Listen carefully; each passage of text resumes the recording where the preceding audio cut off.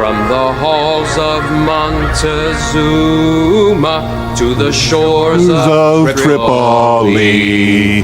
Robert Redford, one of Hollywood's most iconic leading men. From the charming outlaw in Butch Cassidy and the Sundance Kid, to the determined journalist in All the President's Men, to the mysterious millionaire in The Great Gatsby, Redford's career has spanned decades and defined generations of cinema.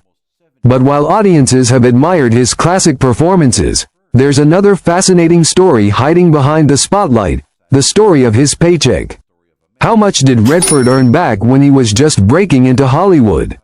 What kind of money came with legendary hits like The Sting or The Way We Were?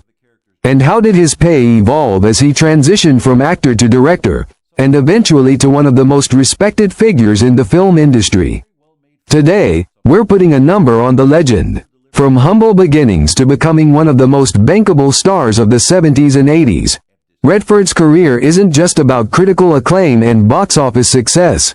It's also about the financial story behind the fame. And trust me, some of these numbers are going to surprise you. So grab your seat, because we're breaking down Robert Redford's paycheck for every single movie he's ever made.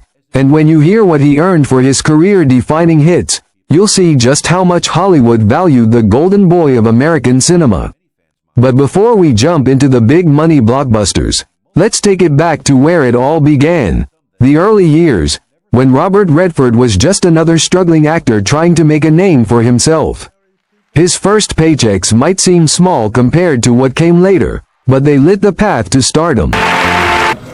You know how it is when somebody says to you about a year before, they say, you know, if anybody had told you a year ago that you would have been ...